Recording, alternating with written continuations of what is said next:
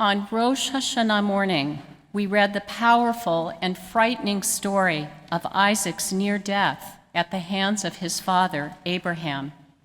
The next parashah opens almost abruptly with the death of Isaac's mother, Sarah. According to Rashi, the account of Sarah's demise was juxtaposed to the binding of Isaac because, as a result of the news of the binding, that her son was prepared for slaughter and was almost slaughtered, Sarah's soul flew out of her and she died. Sarah knows that Isaac did not die. What then causes her death? Rabbi Judah Loew ben Betzalel, the Maharal of Prague, uses the Hebrew word nivhal, which means panic-stricken or shocked, to describe the cause of Sarah's death. Although hearing shocking news, in this case, that only the angel's intervention saved Isaac's life, does not usually cause death, it certainly can have a profound effect on us. Rabbi Loew says that when Sarah learns that her son was almost slaughtered, that just a small thing kept him from being slaughtered, for this reason she was shocked, nivhal. This is the way of humanity, Rabbi Loew writes, to be shocked upon hearing that only a small thing kept someone alive. Aviva Zornberg, a contemporary Torah commentator, writes that although we might understand the word nivhal as shocked, it more accurately describes something like dizziness, even a kind of nausea. It's vertigo. It's not knowing where one is, a shock in the sense of a loss of orientation. I don't know at all where I am in the world. Zornberg says that this is a very common reaction to a situation in which one is almost. A sense of theological vertigo, of asking what anything means in that case. If it's really just a matter of a millimeter, it could go this way, it could go that way. How do we understand God's providence? How do we understand anything in view of such events? Our country experienced a communal state of nivhal in the wake of the 9/11 terrorist attacks. As we observed the 20th anniversary of 9/11 this past weekend, we relived the shock of that terrible day. The looks of horror and disbelief on the faces of bystanders in New York who watched planes fly into the World Trade Center. Our collective sense of bewilderment that such a beautiful fall day could so suddenly be filled with death. Friends, we are currently living in a state of nivhal. During the last 18 months, we too have lost our orientation. We have been in an almost constant state of knowing that only a small thing, a matter of a millimeter, could be the difference between health and sickness, between life and death. Our entire human family, writes Rabbi Art Green, is living through a whirlwind. Our most basic sense of security has been overturned. Dare I breathe the air around me? May I safely have a conversation with another human being? Is it permitted to touch, to sing? Without these, what will be left of our humanity? Nivhal, in a time of pandemic, also includes loss. Some of us have lost family, friends, and coworkers to COVID. Those who experienced the death of loved ones during the last 18 months, whether from COVID or other causes, have not been able to fully experience the comfort of Jewish mourning rituals. We have lost time and precious moments with friends and family we could not see, let alone hug. We miss the births of grandchildren and celebrations of life, such as B'nai Mitzvah and weddings. We grieve the loss of our sense of certitude that knowledge, resources, and good government would be enough to protect us from the devastation of a plague. We grieve the loss of common sense and of a shared understanding of what we can accomplish when we act together for the common good. We are, thankfully, in a different place than we were a year ago. As we return to some semblance of normal life, it is tempting to want to put the last 18 months behind us. Yet, both Jewish tradition and modern psychology tell us that this may not be advisable, and in fact, may be unwise. We must find ways to integrate times of Nivhal into the narrative of our lives if we are going to move forward. Writing about our traumatic and upsetting experiences is one way to do this.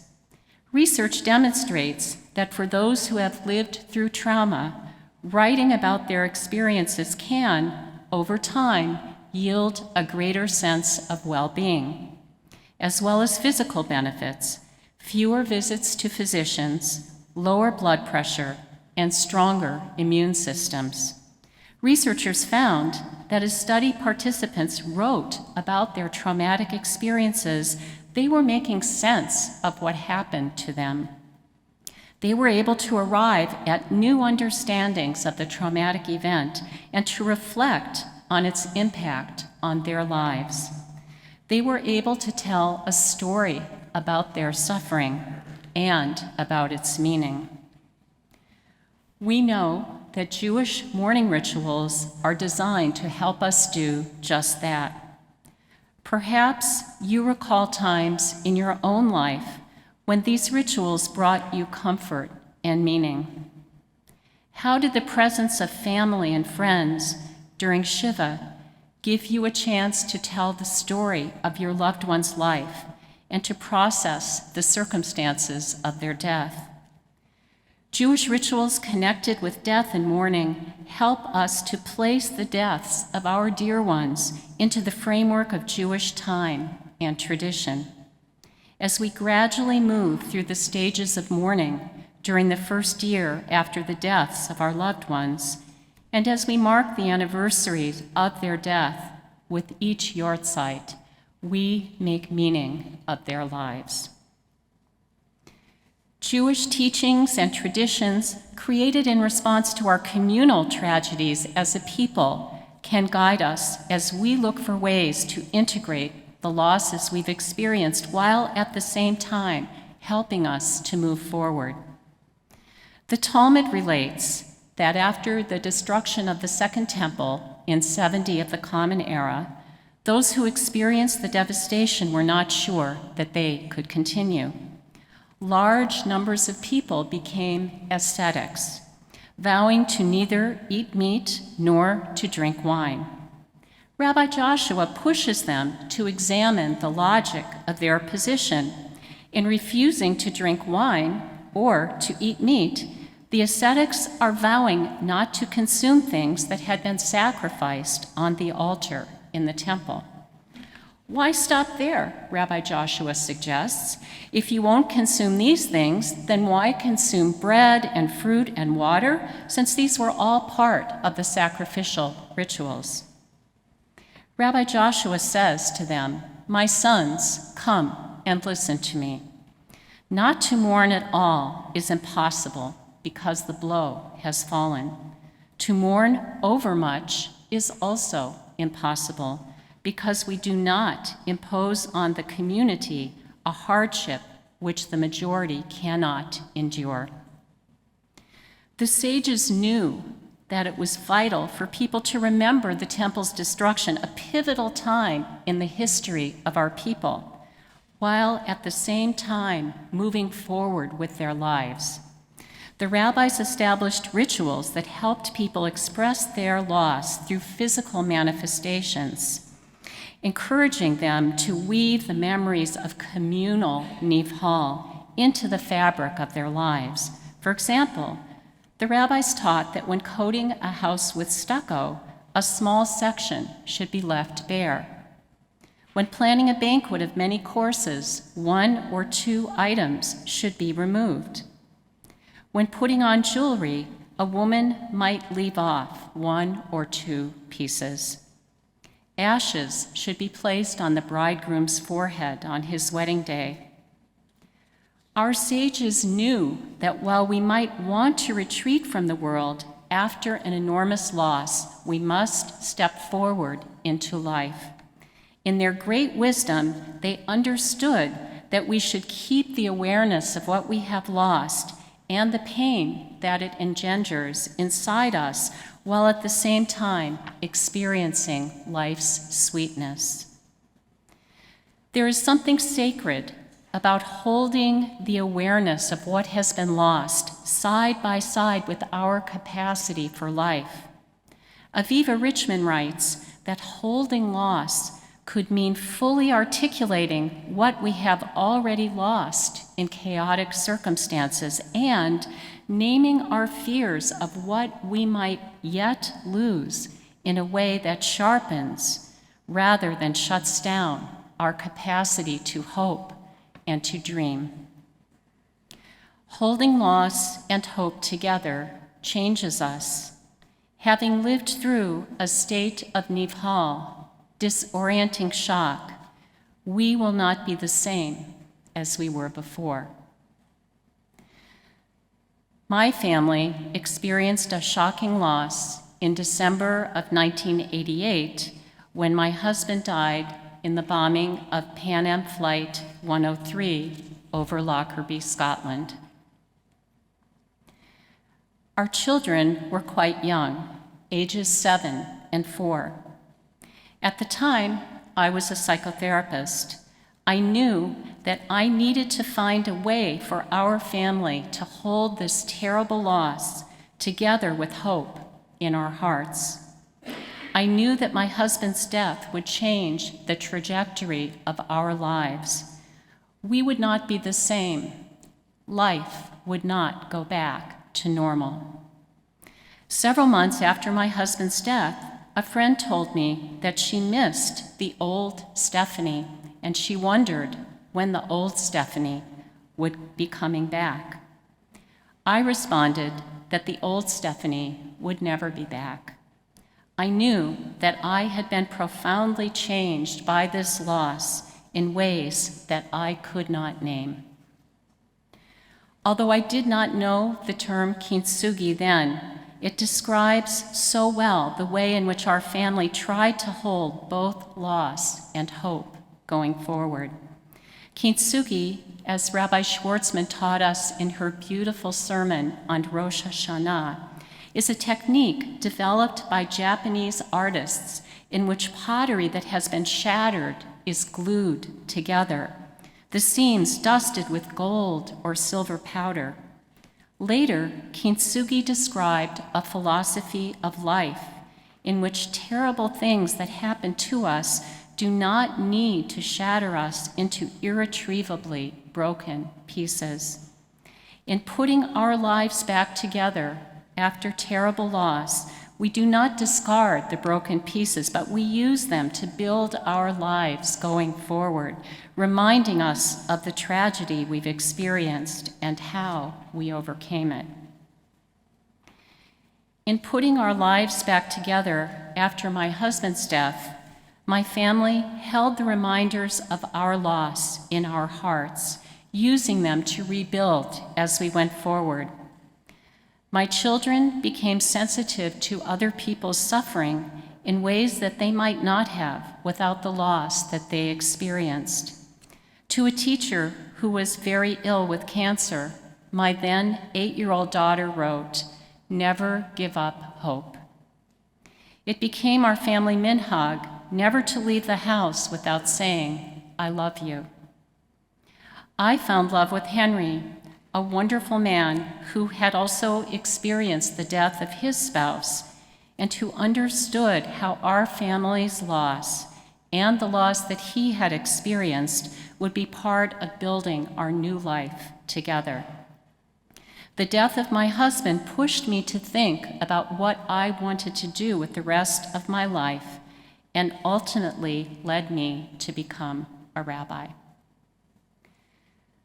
On the day that Henry and I got married, a well-meaning relative hugged me and said, "See, everything turned out all right." Everything did not turn out all right. It turned out differently. As I think back over the last 32 years, I see the broken pieces of our lives fused together by seams dusted with gold and silver powder. In my mind, these beautiful seams of gold and silver are almost transparent, light streaming through them. It is the light emanating from such brokenness that Leonard Cohen writes about in his song, Anthem. Cohen based his song on a text from the Jewish mystical work, the Zohar.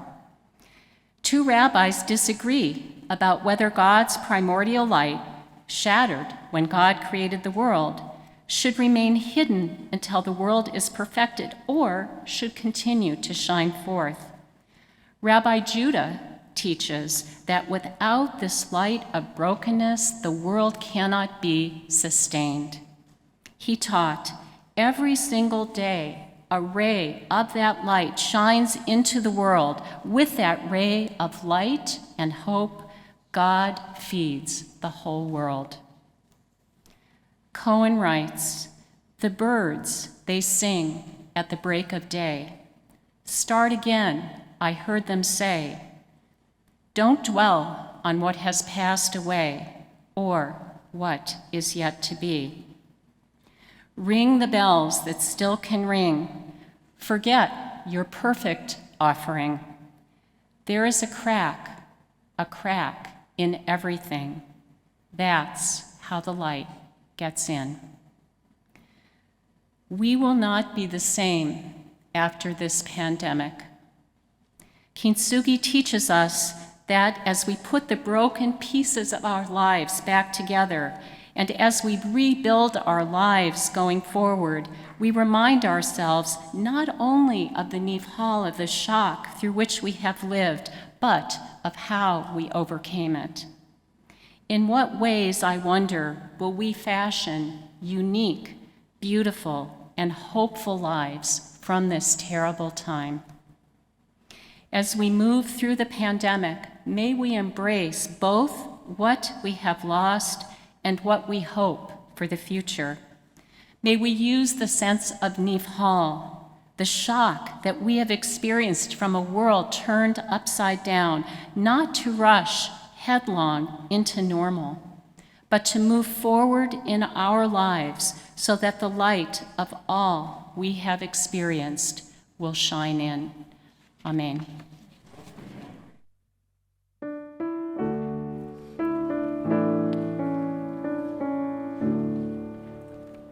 יתחזק וישוב לבנות את עצמו, יתחזק וישוב לבנות את עצמו, יתחזק וישוב לבנות את עצמו, יתחזק וישוב. יתחזק וישוב לבנות את עצמו, יתחזק וישוב לבנות את עצמו, יתחזק וישוב לבנות את עצמו, יתחזק וישוב.